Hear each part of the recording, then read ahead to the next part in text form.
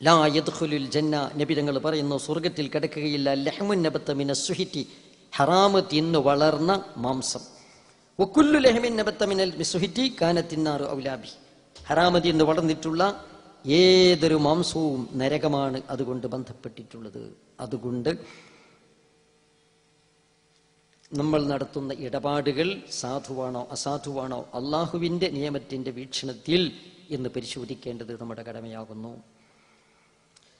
ഇല്ല, അതിൽ വല്ല അവ്യക്തയും ഉണ്ടെങ്കിലോ, തെറ്റാണോ കുറ്റമാണോ എന്നതിൽ അവ്യക്തതയുണ്ടെങ്കിലോ അവിടെ സ്റ്റേ. അൽ ഹലാലു ബയ്യിനും വൽ ഹറാമു ബയ്യിൻ വബൈനഹുമാ മുശ്തബിഹാത്തുൻ ലാ യഅലമുഹുന്ന കസീറും മിനന്നാസ്. നബി തങ്ങൾ പറഞ്ഞു, ഹലാല് പലതും വ്യക്തമാണ്, ഹറാമ് പലതും വ്യക്തമാണ്. ചായ കുടിക്കാൻ പാടുണ്ടോ, കാപ്പി കുടിക്കാൻ പാടുണ്ടോ, വെള്ളം കുടിക്കാൻ പാടുണ്ടോ, നമുക്കറിയാം ഇതൊക്കെ ഹലാലാണെന്നറിയാം. അല്ലാഹു തആല അനുവദിച്ചതാണ് കൂടുതൽ, നിരോധിച്ചത് വളരെ കുറച്ച് മാത്രമേ ഉള്ളൂ. ഹറാമ് വ്യക്തമാണ്, കള്ളു കുടിക്കാൻ പാടില്ല, ചൂതാട്ടം പാടില്ല, പലിശ പാടില്ല, നമുക്കറിയാം. വബൈനഹുമാ മുശ്തബിഹാത്തുൻ, അതിൻ്റെ ഇടയിൽ ചില കാര്യങ്ങൾ അവ്യക്തമായതുണ്ട്. ലാ യഅലമുന്ന കസീറും മിനന്നാസ്, ജനങ്ങളിൽ നിന്ന് അധികപക്ഷം ആളുകൾക്കും അത് അറിയുകയില്ല.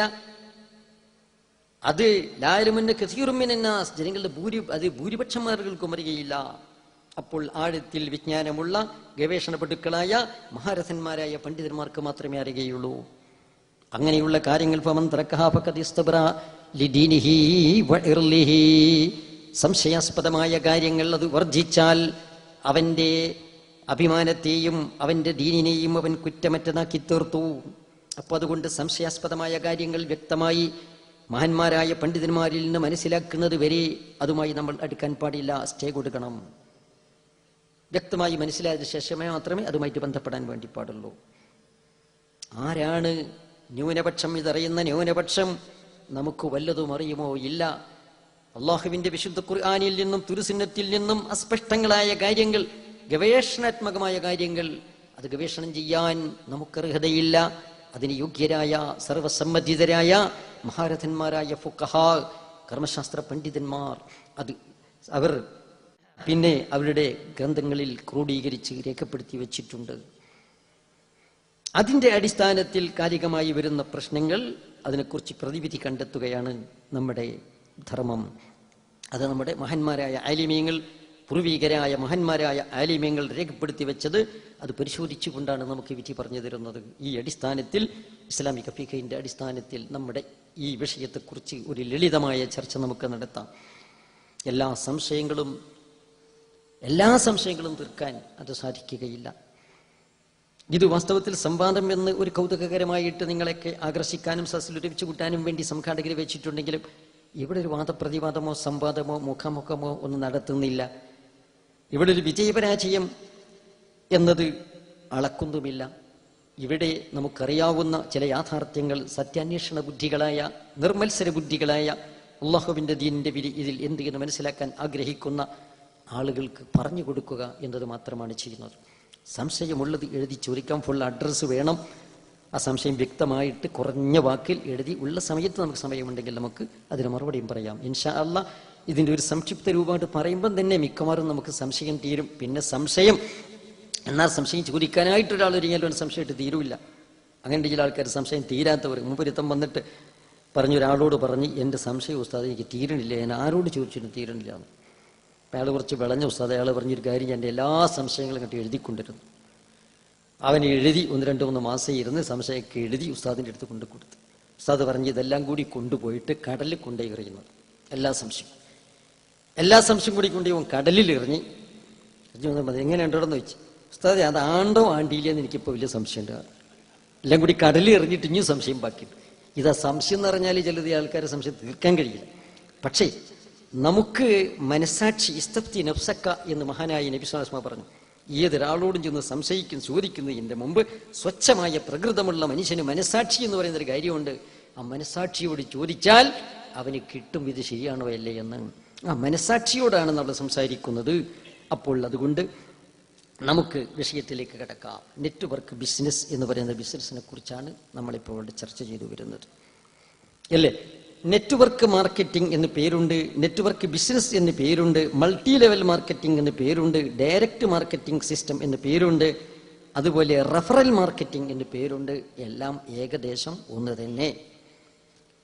എല്ലാം ഏകദേശം ഒന്ന് തന്നെ. നെറ്റ്വർക്ക് മാർക്കറ്റിംഗ് എന്നും നെറ്റ്വർക്ക് ബിസിനസ് എന്നും മൾട്ടി ലെവൽ മാർക്കറ്റിംഗ് എന്നും ഡയറക്റ്റ് മാർക്കറ്റിംഗ് എന്ന് പറയുന്നതും റഫറൽ മാർക്കറ്റിംഗ് എന്ന് പറയുന്നത് ഏകദേശമൊക്കെ ഒന്ന് തന്നെ, പേരിൽ വ്യത്യസ്തങ്ങളാണെങ്കിലും. എന്താണ് ഇതിന്റെ നിർവചനം? ഏതിനുമുണ്ടല്ലോ ഒരു നിർവചനം, ഒരു തൈരീഫും ഡെഫിനിഷൻ വേണമല്ലോ. എന്താണ് നിർവചനം? കമ്മീഷൻ വാഗ്ദാനം ചെയ്ത് ഉപഭോക്താക്കളെ ഉൽപ്പന്നത്തിന്റെ പ്രചാരകരാക്കി മാറ്റുന്ന ബിസിനസ്. കമ്മീഷൻ വാഗ്ദാനം ചെയ്യുന്നു, എന്നിട്ട് ഉപഭോക്താക്കളെ തന്നെ ഉൽപ്പന്നത്തിന്റെ പ്രചാരകരാക്കി മാറ്റുന്നു. ഈ ബിസിനസ്സാണ് വാസ്തവത്തിൽ മൾട്ടി ലെവൽ ബിസിനസ്സിലെ നെറ്റ്വർക്ക് ബിസിനസ് എന്ന് പറയുന്നത്. ഇതിന്റെ ഉപജ്ഞാതാക്കൾ എല്ലാ തിന്മകളുടെയും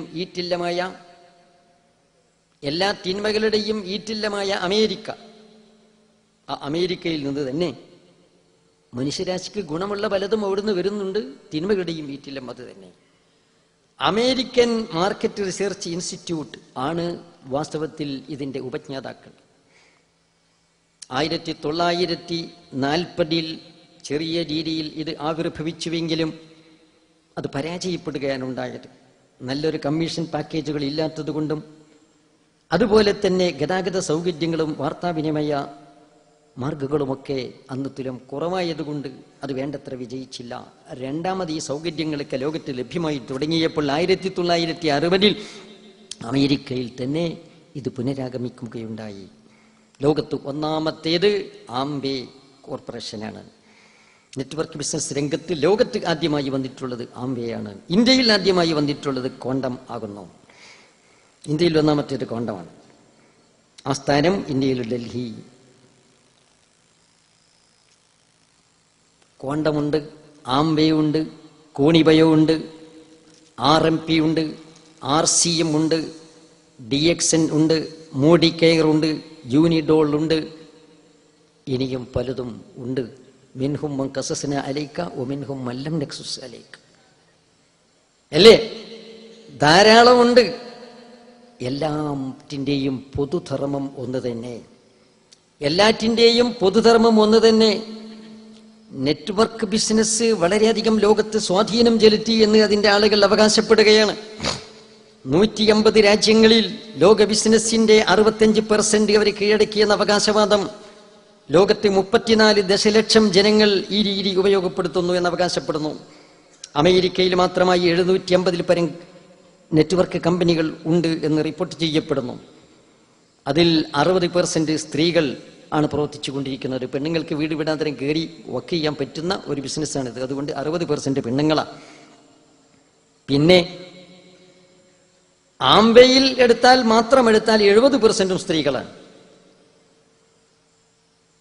അവരുടെ അവകാശവാദം എന്താണെന്നറിയാമോ? നെറ്റ്വർക്ക് ബിസിനസ് 57.8% ആണ് അതിന്റെ വാർഷിക വളർച്ച എന്നാ പറയുന്നത്.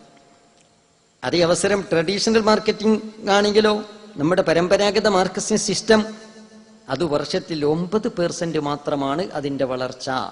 മറ്റേത് 57.8% എന്ന് അവകാശപ്പെടുന്നു. എന്താണ് വ്യത്യാസം? നമ്മളുടെ സർവ്വസാധാരണമായ മനുഷ്യന്റെ ഉൽപ്പത്തി മുതൽ ഇന്ന് വരെ തുടർന്നു വരുന്ന സാർവത്രികമായ ലോകത്തെമ്പാടുമുള്ള വിപണന രീതി, ട്രഡീഷണൽ മാർക്കറ്റിംഗ് സിസ്റ്റം, പരമ്പരാഗത വിപണന രീതി, ആ രീതിയിൽ കമ്പനി ഉൽപ്പാദിപ്പിച്ചു കഴിഞ്ഞാൽ ഇവിടെ ഏജന്റ് വരുന്നു, പിന്നെ ഡിസ്ട്രിബ്യൂട്ടർ, അല്ലെ, മൊത്ത വ്യാപാരി, ചില്ലറ വ്യാപാരി, പിന്നെയാണ് കസ്റ്റമർ, ഉപഭോക്താവ് വരുന്നത്. അപ്പൊ അതിൻ്റെ ഇടയിൽ കുറെ ഇടത്തട്ടുകൾ വരുന്നുണ്ട്. ഈ ഇടത്തട്ടുകൾക്കെല്ലാം കൂടി 30% വാസ്തവത്തിൽ ലാഭം കൊടുക്കേണ്ടി വരുന്നു, പിന്നെ അവർക്ക് വരുമാനം കൊടുക്കേണ്ടി വരുന്നു. അപ്പൊ ഈ 30% ഈടാക്കുന്നത് ആരോടാണ്? ഉപഭോക്താവിനോടാണ് ഈടാക്കുന്നത്. പരസ്യം വകയിലും ഒരു 30% വരുന്നു. അപ്പൊ 60%. 100 രൂപ വിലയുള്ള ഒരു സാധനത്തിന് വാസ്തവത്തിൽ പ്രൊഡക്ഷൻ ചെലവ് 40 രൂപയെ വരുന്നുള്ളൂ. ബാക്കി 60ഉം ഇടത്തട്ടും പരസ്യവുമായിട്ട് പോകുന്നു. ഉദാഹരണം, ഇതിൽ വേറെ ചെലവുകളൊക്കെ എന്താണെന്ന്, വേറെ ട്രാൻസ്പോർട്ടിങ് ചെലവും മറ്റേ ചെലവും ഗോഡൌൺ ചെലവും മറ്റേ ചെലവുകളൊക്കെ വരും. അതുകൊണ്ട് ഇതിന്റെ കണക്ക് പലരും പല രീതിയിലാണ് അവതരിപ്പിക്കുന്നത്. നെറ്റ്വർക്ക് ബിസിനസിന്റെ ആളുകൾ നമ്മുടെ അടുത്ത് വരുമ്പോൾ ആദ്യമായി തന്നെ ഫിറ്റ് ചെയ്തൊരു പുഞ്ചിരിയോടുകൂടി വന്ന് സമീപിച്ച് നമ്മളുമായുള്ള പൂർവ്വബന്ധങ്ങളൊക്കെ അനുസ്മരിച്ച് കുശലം പറഞ്ഞ് വേണമെങ്കിൽ നമ്മളെ ക്ഷണിച്ച് ഡിന്നറൊക്കെ തന്ന് ഏതെങ്കിലും ഒരു സെമിനാറിനോ സിമ്പോസിയത്തിനോ എവിടെയെങ്കിലും സ്ഥലത്ത് കോൺഫറൻസിനോ വിളിച്ച് നല്ല ഉയർന്നൊരു ഹോട്ടലിലോ മറ്റോ ക്ഷണിച്ച് വരുത്തിയിട്ടോ അല്ലെങ്കിൽ വൈയക്തികമായി സമീപിച്ചിട്ടോ നമ്മളോട് വയലു പറയാൻ തുടങ്ങുമ്പോൾ ആദ്യമായി നമ്മുടെ താല്പര്യത്തെ, ധനസമ്പാദനത്തിലുള്ള താല്പര്യത്തെ, തൃഷ്ണയെ തട്ടി ഉണർത്തുന്നു. എന്നിട്ടാണ് ഈ ട്രഡീഷണൽ മാർക്കറ്റിംഗ് സിസ്റ്റവും മൾട്ടി ലെവൽ മാർക്കറ്റിംഗ് സിസ്റ്റവും തമ്മിലുള്ള അന്തരം നമുക്ക് പറഞ്ഞ് മനസ്സിലാക്കി തരുന്നത്. അപ്പൊ പരമ്പരാഗത ബിസിനസ് രീതിയിൽ ഇടത്തട്ടുകാർക്കും പരസ്യത്തിനും പോകുന്നത് സ്വരൂപണം നടത്തി അത് ഉപഭോക്താക്കൾക്ക് തന്നെ കൊടുക്കുന്നു. അതുകൊണ്ട് ഈ സിസ്റ്റമാണ് ഏറ്റവും ഗുണകരം. നെറ്റ് മാർക്കറ്റിംഗ് നേരിട്ട് കമ്പനിയുടെ പ്രൊഡക്റ്റ് ഉപഭോക്താവിലെത്തുകയാണ്, ഇടത്തട്ടുകാരില്ല. ഇൻഷാ അല്ലാഹ് നമുക്ക് പറയാം, ഇടത്തട്ടുകാരുണ്ടോ, പരസ്യമുണ്ടോ, എവിടെയാണ് ഇടത്തട്ടുകാർ കൂടുതലുള്ളത്, എവിടെയാണ് പരസ്യം കൂടുതലുള്ളത് നമുക്ക് പറയാം ഇൻഷാ അല്ലാഹ്. അവരുടെ അവതരണമാണ് പറയുന്നത്. ട്രഡീഷണൽ മാർക്കറ്റിംഗ് സിസ്റ്റത്തിൽ ഇടത്തട്ടുകാർക്കും പരസ്യത്തിനുമൊക്കെ കൊടുക്കുന്നത് സ്വരൂപണം നടത്തി. അത് ഇവിടെ കൊടുക്കുന്നത് ആർക്കാണ്? ഇവിടെ ID മാർക്ക്, ഇൻഡിപെൻഡന്റ് ഡിസ്ട്രിബ്യൂട്ടർ എന്ന് പറയുന്ന സ്വതന്ത്ര വിതരണക്കാരനായ കമ്പനിയുടെ അംഗങ്ങൾ, ഉപഭോക്താക്കൾ, അവർക്കാണ് കൊടുക്കുന്നത്. പല ഗുണങ്ങളുമുണ്ട്. RCMന്റെ കണക്കിൽ തന്നെ കാണാം അല്ലേ, BBയുടെ 41% തിരിച്ചു നൽകുന്നു എന്ന്. കിറ്റ് വാങ്ങുന്ന, കിറ്റിനെ കുറിച്ച് പറയാൻ പോകുന്ന ഇൻഷാ അല്ലാഹ്, കിറ്റ് വാങ്ങുന്ന വ്യക്തി 100 BB അഥവാ 1000 രൂപയുടെ ബിസിനസ് ചെയ്തതായി കമ്പനി കണക്കാക്കും. ഉൽപ്പന്നങ്ങളുടെ മേൽ ഒരു ക്ലിപ്ത ബിസിനസ് വാല്യം നിജപ്പെടുത്തിയിട്ടുണ്ട്. ഇതിനാണ് BB എന്ന് പറയുന്നത്. ഒരു BB എന്ന് പറഞ്ഞാൽ ഏകദേശം ചില കമ്പനികൾ കണക്കാക്കിയ 100 രൂപ എന്ന്. അപ്പൊ ഇവിടെ RCMന്റെ കണക്കിൽ കാണാം BBയുടെ 41% തിരിച്ചു നൽകുന്നു ഉപഭോക്താവിന് തന്നെ. കമ്മീഷൻ ഇനത്തിൽ 30%, റോയൽറ്റി ഇനത്തിൽ 6%, ടെക്നിക്കൽ ബോണസ് 5% സമം 41. 30 പ്ലസ് 6 പ്ലസ് 5 41. മാത്രമല്ല ഇവിടെ നെറ്റ് മാർക്കറ്റിലൂടെ ഒറിജിനൽ ഉൽപ്പന്നങ്ങളാണ് കിട്ടുക. പിന്നെ ഇത് ക്യാഷ് ബിസിനസ്സാണ്, ടീം വർക്കാണ്, ലാഭം ഉറപ്പാണ്, വ്യക്തിത്വ വികസനം അതും ഉണ്ടാകുന്നു. മറ്റേതോ അങ്ങനെയല്ല. വാസ്തവത്തിൽ അവിടെ പല റിസ്കുകളുമുണ്ട്. ഒറിജിനൽ ഉൽപ്പന്നങ്ങൾ കിട്ടുകയില്ല. പല ചതിയും വഞ്ചനവുമൊക്കെ പരമ്പരാഗത ബിസിനസ്സിൽ നടക്കുന്നുണ്ട്. പിന്നെ അവിടെ പണം മുടക്ക് ഉണ്ട് അല്ലേ, അവിടെ ചരക്ക് വേണം, പണം മുടക്കി ചരക്ക് പിന്നെ വാങ്ങിയിട്ട് കച്ചവടം നടത്തുന്നു. നമുക്ക് വാസ്തവത്തിൽ മെമ്പർമാരങ്ങനെ ചേർത്ത് കൊടുത്താൽ മതി. ചെയിൻ ബിസിനസ്സിലാണെങ്കിൽ ലാഭേച്ഛയോടുകൂടി അംഗങ്ങളെ ചേർത്ത് കൊടുത്താൽ മതി, ഇൻഷാ അല്ലാഹ് പറയാം. പിന്നെ അവിടെ ഒരു ടീം സ്വരൂപണം നടത്തിക്കഴിഞ്ഞാൽ ടീം വർക്കാണ്. എല്ലാവരും ടീമായിട്ട് വർക്ക് ചെയ്യുന്നു, പരസ്പര സഹായമുണ്ടാകും, ലാഭം സുനിശ്ചിതമാണ് എന്ന് അവർ പറയുന്നു. ലാഭം സുനിശ്ചിതമാണോ അല്ലേ, എത്രത്തോളം കബളിപ്പിക്കപ്പെടുന്നു ഇൻഷാ അല്ലാഹ് പറയാം. പിന്നെ വ്യക്തിത്വ വികസനവും ഉണ്ടാകും. ഇങ്ങനെ പല നേട്ടങ്ങളും ഉള്ളതുകൊണ്ട് ഈ മാർക്കറ്റിംഗ് സിസ്റ്റം ബഹുനില വിപണന രീതി എന്ന് പറയുന്ന മൾട്ടി ലെവൽ മാർക്കറ്റിംഗ് സിസ്റ്റമാണ് കരണീയം എന്നാണ് അവർ നമ്മളെ പഠിപ്പിക്കുന്നത്. എങ്ങനെ ഈ നെറ്റിൽ കണ്ണിയാകാം? നമുക്ക് ഈ നെറ്റിൽ എങ്ങനെ കണ്ണിയാകാം? അത് ഒരു പുതിയ ഐഡിയെ സ്പോൺസർ ചെയ്യാൻ നിലവിലുള്ള ഐഡിക്ക് അവകാശമുള്ളൂ. ഒരു സ്വതന്ത്ര വിതരണക്കാരൻ എന്ന് പറയുന്ന ഐഡി, കമ്പനിയുടെ ഒരു ഐഡി, അയാൾ മുഖേന മാത്രമേ വേറൊരാൾക്ക് ഐഡി ആകാൻ സാധിക്കുകയുള്ളൂ. അതിന് അങ്ങനെ മെമ്പറാകുമ്പോൾ ബിസിനസ് സ്റ്റാർട്ടിംഗ് കിറ്റ് അല്ലെങ്കിൽ സ്റ്റാർട്ടർ കിറ്റ് എടുക്കണം. ആ കിറ്റ് വാങ്ങുന്നതിന് പല കമ്പനിയും പല സംഖ്യയാണ് നിശ്ചയിച്ചിട്ടുള്ളത്. ചില കമ്പനികൾ 1500, ചില കമ്പനികൾ 4400, അതിൽ ഏറ്റക്കുറച്ചിലുള്ള കമ്പനികളുമുണ്ട്. ഒരു നിശ്ചിതമായ സംഖ്യ കൊടുത്ത് ഒരു കിറ്റ് വാങ്ങണം. കിറ്റ് വാങ്ങുമ്പോൾ ഉദാഹരണത്തിന് കോണ്ടത്തിന്റെ കിറ്റാണ് വാങ്ങുന്നതെങ്കിൽ ഇന്ത്യയിൽ ഒന്നാമത് വന്നത് കോണ്ടമാണല്ലോ, അല്ലേ? അപ്പൊ അവിടെ 1500 രൂപയോ അല്ലെങ്കിൽ തത്തുല്യമായ സംഖ്യയോ കൊടുത്തുകൊണ്ട് അവിടെ ഒരു കിറ്റ് വാങ്ങുമ്പോൾ അതിൽ പല സാധനങ്ങളും ഉണ്ട്. ആ കിറ്റിൽ എക്സിക്യൂട്ടീവ് ബാഗ്, ഫയല്, ബിസിനസ് പഠിക്കാൻ ആവശ്യമായ ലിറ്ററേച്ചർ ഉണ്ടാകും, പ്രൊഡക്റ്റ് വിവരങ്ങൾ ഉണ്ടാകും, പ്രൈസ് ലിസ്റ്റ് ഉണ്ടാകും, മെമ്പർഷിപ്പ് ഫോമുകൾ ഉണ്ടാകും, പിന്നെ സാമ്പിൾ പ്രൊഡക്റ്റുകളും ഉണ്ടാകും. ഇതെല്ലാം കൂടി ഉൾക്കൊള്ളുന്ന ഒരു കിറ്റ് വാങ്ങുന്നു. നിശ്ചിതമായൊരു സംഖ്യ കൊടുത്ത് കമ്പനിയുടെ ഒരു കിറ്റ് വാങ്ങി മെമ്പറായി.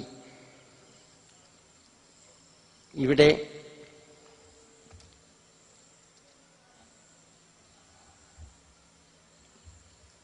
മെമ്പറായി കഴിഞ്ഞാൽ പിന്നെ വെറുതെ ഇരുന്നാൽ കമ്പനി ഓഫർ ചെയ്യുന്ന ലാഭങ്ങൾ കിട്ടുകയില്ല, കമ്മീഷനുകൾ കിട്ടുകയില്ല. അതിന് ഒരു ID കുറഞ്ഞത് 2, 5, 4, 6 ഇങ്ങനെയുള്ള വ്യക്തികളെ ചേർക്കേണ്ടതുണ്ട്. ചില മൾട്ടി ലെവൽ കമ്പനികൾ അവർ 2 ആളെ ചേർക്കുന്നത്, ചിലത് 4 ചേർക്കേണ്ടത്, ചിലത് 5 ചേർക്കേണ്ടത്. അപ്പോൾ ഏറ്റവും കുറഞ്ഞത് നമ്മൾ 2 എടുക്കുക, 2 ആളെ ചേർത്തിരിക്കണം. അപ്പൊ ഞാൻ ഒരു ബിസിനസ് സ്റ്റാർട്ടർ കിറ്റ് കമ്പനിയിൽ നിന്ന് എടുത്തു എന്ന് വിചാരിക്കുക. എടുത്ത് ഇനി 2 ആളെ മിനിമം 2 ആളെ ഞാൻ ചേർത്തിരിക്കും. 2 ആളെ ഐഡിമാരായി ചേർക്കണം. അവർ അതുപോലെ 2 ആളെ ചേർക്കണം. അവർ അതുപോലെ 2 ആളെ ചേർക്കണം. ഇനി ക്വാണ്ടത്തിന്റെ നേരത്തെ നിലവിലുണ്ടായ നിയമപ്രകാരം എല്ലാ ആനുകൂല്യങ്ങളും കിട്ടണമെങ്കിൽ 5 ആളെ ചേർക്കണം. അവർ 5 പേരെ ചേർക്കണം. അവർ 5 പേരെ ചേർക്കണം. അങ്ങനെ ശൃംഖല നീണ്ടുപോകുകയാണ്. ഇതിനൊക്കെ ആളുണ്ടാവുമോ ഇല്ലെന്നുള്ള വേറെ പ്രശ്നം, അല്ലേ? ഒരു പ്രധാനപ്പെട്ട ഒരു പത്രത്തിൽ എഴുതിയതായി കണ്ടതിന്റെ എഡിറ്റോറിയൽ തന്നെ ഇത് സംബന്ധമായ തട്ടിപ്പിനെ കുറിച്ച് എഴുതിയപ്പോൾ കണ്ടു. ഒരാൾ 2 ആളെ ചേർക്കുക എന്ന് പറഞ്ഞാൽ അയാൾ 2 ആളെ ചേർത്ത് ഇങ്ങനെ ശൃംഖല തുറന്നു പോവുകയാണെങ്കിൽ അവിടെ 30ാമത്തെ നിലയിൽ എത്തുമ്പോൾ തന്നെ ഇന്ത്യ രാജ്യത്ത് ജനങ്ങൾ തീർന്നു പോകും, അല്ലേ? 30ഓ 31ഓ ലെവലിലേക്ക് പടിയിലേക്ക് എത്തുമ്പോൾ തന്നെ ഇന്ത്യ രാജ്യത്തെ ജനങ്ങൾ തീർന്നു പോകും.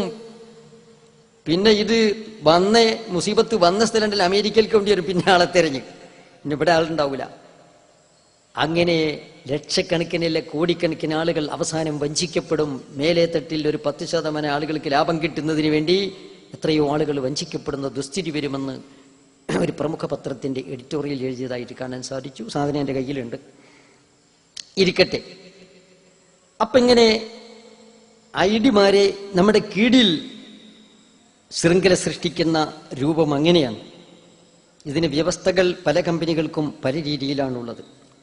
ഉൽപ്പന്നങ്ങൾ ക്വാണ്ടം കമ്പനിയുടേതാണെങ്കിൽ ഉൽപ്പന്നങ്ങൾ ഡിപ്പോകളിൽ എത്തുന്നു.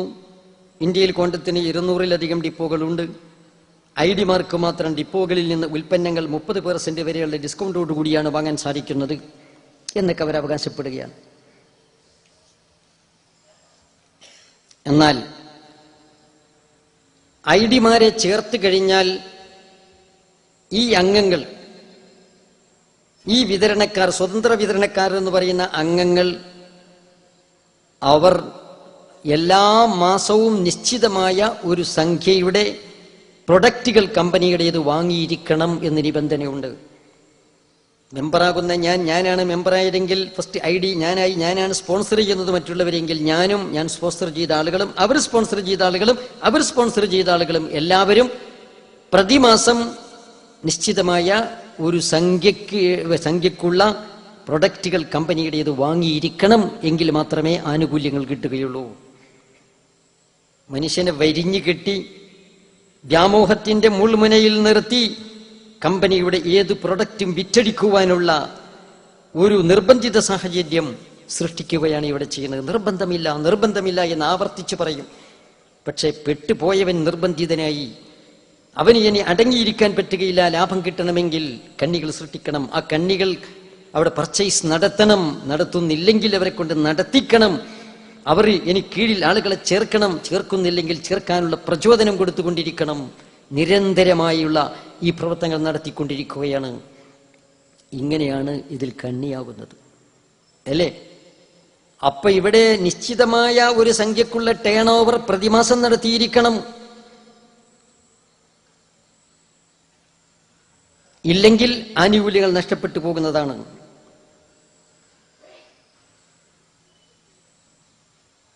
പിന്നെ അങ്ങനെ ആളുകളെ ചേർത്തിക്കഴിഞ്ഞാൽ പല ആനുകൂല്യങ്ങളുമുണ്ട്. കമ്മീഷന്റെ ഒരു ഉദാഹരണം പറയാം, കോണ്ടത്തിന്റെ തന്നെ പറയാം. ആദ്യമായി നമ്മൾ 5 പേരെ ചേർത്ത് കഴിഞ്ഞാൽ, ഏതെങ്കിലും ഒരു കമ്പനിയുടെ പറഞ്ഞാൽ ഏകദേശം അവിടുന്ന് മറ്റുള്ളതും മനസ്സിലാക്കാം. അതുകൊണ്ടാണ് ഞാൻ നിങ്ങൾ പറയുന്നത്. RMPയുടേതോ അതല്ലെങ്കിൽ അതുപോലെയുള്ളതോ 2 ആളെ ചേർക്കുന്നതുണ്ട്. പിന്നെ അതുപോലെ കമ്മീഷൻസ് വ്യവസ്ഥയിലും വ്യത്യാസങ്ങളുണ്ട്. ഇവിടെ കോണ്ടത്തിന്റെ എൻ്റെ കയ്യിലുള്ള ലഘുലേഖ, പ്രിന്റഡ് ലഘുലേഖ പ്രകാരം ആണ് ഞാൻ പറയുന്നത്. അതിൽ ഞാൻ ഒരു 5 പേരെ ചേർത്താൽ അവർ എൻ്റെ പേഴ്സണൽ ഗ്രൂപ്പാണ്. അവർ നടത്തുന്ന പർച്ചേസിൻ്റെ 5% എനിക്ക് കിട്ടുന്നു. ഇനി അവർ ചേർക്കുന്ന ആളുകൾ അത് ഫസ്റ്റ് ജനറേഷനാണ്, അതിൻ്റെ 40% എനിക്ക് കിട്ടുന്നു. അവിടെ നിന്ന് അങ്ങോട്ടുള്ളത് 3%, തേർഡ് ജനറേഷനിൽ 2%, അതുപോലെ ഫോർത്ത് ജനറേഷനിൽ 2%, ഫിഫ്ത്ത് ജനറേഷനിൽ 1%, സിക്സ്ത്തിൽ ആണെങ്കിൽ 1%, സെവൻത്തിലാണെങ്കിൽ 0.5%, 8ലാണെങ്കിൽ 0.5%, ഇനി 9ാമത്തേത് 9ത്തിലാണെങ്കിൽ 0.5%. അങ്ങനെ താഴോട്ട് പോകുമ്പോൾ ചെറിയ പെർസെൻറ്റേജ് മതി, എന്നാൽ തന്നെ വൈഡാണ്, അപ്പം തന്നെ വലിയ സംഖ്യ കിട്ടിക്കൊണ്ടിരിക്കും എന്നാണ് അവിടെ ഓഫറുകൾ ഉള്ളത്. ഓരോ മാസവും മിനിമം 40 BV ടേൺ ഓവർ പൂർത്തിയാക്കണമെന്ന് ക്വാണ്ടം കമ്പനിക്ക് വ്യവസ്ഥയുണ്ട്. അപ്പോൾ ഒരു 400-500 രൂപ വരുന്ന, ഏകദേശം 400ന്റെയും 500ന്റെയും ഇടയിൽ വരും 40 BV എന്ന് പറയുമ്പോൾ. ആ ടേൺ ഓവർ പ്രതിമാസം ഞാൻ നടത്തണം. എൻ്റെ കീഴിൽ ഞാൻ ചേർത്തിട്ടുള്ള എൻ്റെ ജനറേഷൻ ഫസ്റ്റ്, എൻ്റെ പേഴ്സണൽ ഗ്രൂപ്പ് നടത്തണം. ഫസ്റ്റ് ജനറേഷനും വേണം, സെക്കൻഡ് ജനറേഷനും വേണം. ഇവരൊക്കെ ഇത് നടത്തിക്കൊണ്ടേയിരിക്കണം. അപ്പോഴാണ് എനിക്ക് ഈ ആനുകൂല്യം ലഭിച്ചുകൊണ്ടിരിക്കുന്നത്. പിന്നെ ഇതിന് പുറമെ വേറെ ഒരുപാട് ആനുകൂല്യങ്ങളുണ്ട്. എന്തൊക്കെ ആനുകൂല്യങ്ങൾ? ഇവിടെ തൻ്റെ കീഴിലുള്ള ആളുകളുടെ എണ്ണം വർദ്ധിക്കുന്നതിനനുസരിച്ച് ഒരു എക്സിക്യൂട്ടീവിന്റെ റാങ്കുകൾ എങ്ങനെ ഉയർന്നു വരുന്നു. Silver, pearl, Emerald, gold, platinum, diamond, ഇങ്ങനെ റാങ്കുകൾ ഉയർന്നു. റാങ്കുകൾ ഉയരുന്നതിനനുസരിച്ച് വരുമാനവും ഉയരുന്നു, അല്ലേ? ക്വാണ്ടം ബിസിനസ് റഫറൻസ് മാനുവലിൽ ഇങ്ങനെ കാണാം. ഒരു ക്വാണ്ടം ഡിസ്ട്രിബ്യൂട്ടർ എന്ന നിലയിൽ പ്രധാനമായും 2 മാർഗത്തിലൂടെ നിങ്ങൾക്ക് വരുമാനമുണ്ടാക്കാം. ഒന്ന്, ചില്ലറ വിൽപ്പന. ഹോൾസെയിൽ വിലക്കു കമ്പനി നിങ്ങൾക്ക് നൽകുന്ന ഉൽപ്പന്നങ്ങൾ റീറ്റെയിൽ വിലക്ക് വിറ്റ് ലാഭം നിങ്ങൾക്കെടുക്കാം. അത് സാധാരണ നടക്കുന്ന ആദ്യമായ ഒരു കാര്യം. കമ്പനിയുടെ ഉൽപ്പന്നങ്ങൾ വാങ്ങുന്ന ഹോൾസെയിലേക്ക് വാങ്ങി റീറ്റെയിൽ വിലക്ക് വിൽക്കുന്നു. അതിൽ നമുക്ക് യാതൊരു അഭിപ്രായ വ്യത്യാസമില്ല. ഉൽപ്പന്നം ഹലാലായ ഉൽപ്പന്നമാണോ, ഹലാലായ രീതിയിലാണ് വിൽപ്പന നടക്കുന്നത്, അതിനെക്കുറിച്ച് നമുക്ക് സംസാരമില്ല. പിന്നെ സ്പോൺസറിങ് ആൻഡ് ട്രെയിനിങ് ആണ്. നേരത്തെ പറഞ്ഞതുപോലെ ആളുകൾ സ്പോൺസർ ചെയ്യുക, അവരെ പരിശീലിപ്പിക്കുക, പ്രചോദിപ്പിക്കുക, അവരെ കൊണ്ട് സാധനങ്ങൾ വാങ്ങിപ്പിക്കുകയും എന്നിട്ട് മറ്റുള്ളവരെ കൊണ്ട് പിന്നെ വാങ്ങിപ്പിക്കാനുള്ള പ്രവർത്തനം നടത്തിപ്പിക്കുകയും ചെയ്യുക എന്നതാണ്. ഇതിനെക്കുറിച്ചാണ് നമുക്കിപ്പോൾ ഇവിടെ സംസാരിക്കാനുള്ളത്. പല കമ്പനികളും പല രീതിയിലുമുണ്ട്. പലരും പറയും, എന്താന്ന് പറഞ്ഞാൽ ബിസിനസ്, ഈ നെറ്റ്വർക്ക് ബിസിനസ് കമ്പനിയുടെ സാധനങ്ങൾ വാങ്ങിക്കൂടെ, പ്രൊഡക്റ്റ് വാങ്ങുന്നതിന് എന്താണ് തെറ്റ്? പ്രൊഡക്റ്റ് വാങ്ങുന്നതിന് തെറ്റില്ല, പ്രൊഡക്റ്റ് വാങ്ങി ഉപയോഗിക്കാം.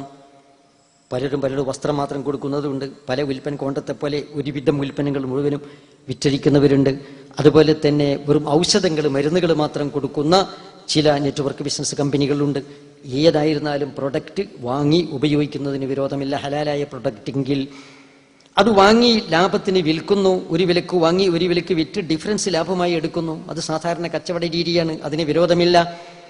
എന്നാൽ പിന്നെ ബിസിനസ്സിൽ കണ്ണിയായി മറ്റുള്ളവരെ കണ്ണി ചേർത്ത് അതിൻ്റെ കമ്മീഷൻസും അത് മൂലം ഉണ്ടാകുന്ന ബെനിഫിറ്റുകളും പറ്റുന്നതിനെ കുറിച്ച് എന്തു പറയുന്നു? ഇതാണ് നമ്മുടെ വിഷയം. അതിനെക്കുറിച്ചാണ് നമുക്ക് പറയാനുള്ളത്. ഇത് പറയുമ്പോൾ, ഇനി ഇത് സംബന്ധമായ കാര്യം പറയുമ്പോൾ നേരത്തെ പൊന്മള ഉസ്താദ് സൂചിപ്പിച്ച ഒരു ഹദീസ് പറയാതിരിക്കാൻ നിർവാഹമില്ല. അതെന്താണ്? ഇമാം മുസ്ലിം അവിടുത്തെ സഹീഹ് എന്ന് പറയുന്ന ഗ്രന്ഥത്തിൽ 1513 നമ്പറിൽ ഒരു ഹദീസ് കൊടുത്തതായി കാണാം. അൻ അബി ഹുറൈറത്ത് റളിയല്ലാഹു തആല അൻഹു ഖാല നഹ റസൂലുള്ളാഹി സ്വല്ലല്ലാഹു അലൈഹി വസല്ലം അൻ ബൈഇൽ ഹസാദ് വ അൻ ബൈഇൽ ഖുറർ. റസൂലുള്ളാഹി സ്വല്ലല്ലാഹു അലൈഹി വസല്ലമ അവിടെ നടന്നു വന്നിരുന്ന ഒരു കച്ചവട രീതി, അതെന്താ? കല്ലെറിഞ്ഞുകൊണ്ടുള്ള കച്ചവടം, അത് നിരോധിച്ചു. വ അൻ ബൈഇൽ ഖുറർ, ഖുറർ വരുന്ന മറ്റെല്ലാ കച്ചവടങ്ങളും നിബിധങ്ങൾ നിരോധിക്കുകയുണ്ടായി. ഇതൊരു എക്സാമ്പിൾ മാത്രം. ബൈഉൽ ഹസാദ്, കല്ലെറിയുക. ഇതാ ഞാൻ കല്ലെറിയുന്നു, ഈ കല്ല് ഏതു സാധനത്തിൽ വീണു അത് നിനക്ക് വിറ്റതായി ഞാൻ കണക്കാക്കി. ഓ ശരി, ഞാൻ കൊണ്ടുവന്നു പറഞ്ഞു. അത് ഏതിന്മേൽ കൊള്ളുമെന്ന് തീർത്ത് പറയാൻ പറ്റിയില്ല. അവിടെ നിഗൂഢതയുണ്ട്. ഖുറർ എന്ന് പറയുന്ന നിഗൂഢതയും അവ്യക്തതയും വഞ്ചനാത്മകതയും ഉള്ളത് കൊണ്ട് ആ കച്ചവടം നിബിധങ്ങൾ നിരോധിച്ചിട്ടുണ്ട്. വൻ ബൈൽ ഖുറർ, നിഗൂഢത വരുന്ന അവ്യക്തത വരുന്ന എല്ലാവിധ കച്ചവടങ്ങൾ നിരോധിച്ചിട്ടുണ്ട്. ഇമാം മാലിക് റഹ്മത്തുള്ളാഹി അലൈഹി അങ്ങയുടെ മുവത്ത എന്ന് പറയുന്ന കിതാബുൽ ബുയൂഅ് എന്ന് പറയുന്ന അധ്യായത്തിൽ, കച്ചവടങ്ങളെ കുറിച്ച് പറയുന്ന അധ്യായത്തിൽ, ബൈഉൽ ഖുറർ എന്ന് പറയുന്ന ഉപാധ്യായത്തിൽ ബഹുമാനപ്പെട്ടവർ ഒരു ഹദീസ് കൊടുത്തിട്ടുണ്ട്. സഈദ് ഇബ്നുൽ മുസയ്യബി അന്ന റസൂലുള്ളാഹി സ്വല്ലല്ലാഹു അലൈഹി വസല്ലം നഹാ അൻ ബൈഉൽ ഖുറർ. നബിതങ്ങൾ ബൈഉൽ ഖുറർ നിരോധിച്ചിട്ടുണ്ട്. ഖുറർ വരുന്ന എല്ലാ ബൈയും നിരോധിച്ചിട്ടുണ്ട്. ഈ ഹദീസ് ഉദ്ധരിച്ചുകൊണ്ട് ഇതിന്റെ വ്യാഖ്യാനത്തിൽ ഇമാം നബവി റഹ്മത്തുള്ളാഹി അലൈഹി അങ്ങവരുടെ ശർഹ് മുസ്ലിം എന്ന് പറയുന്ന കിതാബിൽ പറയുന്നു, വഅമ്മൻ നഹിയു അൻ ബൈഇൽ ഖുറരി ഫഹുവ അസ്ലുൻ അലീം മിൻ ഉസൂലി കിതാബിൽ ബുയൂഅ്. ഖുറർ വരുന്ന കച്ചവടം നിരോധിക്കുക എന്ന് പറയുന്ന ഈ നിരോധം ഫഹുവ അസ്ലുൻ അലീം, അതൊരു വലിയ അടിസ്ഥാനമാണ്. മിൻ ഉസൂലി കിതാബിൽ ബുയൂഅ്, കച്ചവടങ്ങളുടെ അധ്യായത്തിൽ, ഇടപാടുകളുടെ അധ്യായത്തിലെ മൗലിക തത്വങ്ങളിൽപ്പെട്ട ഒരു വലിയ മൗലിക തത്വമാണ്.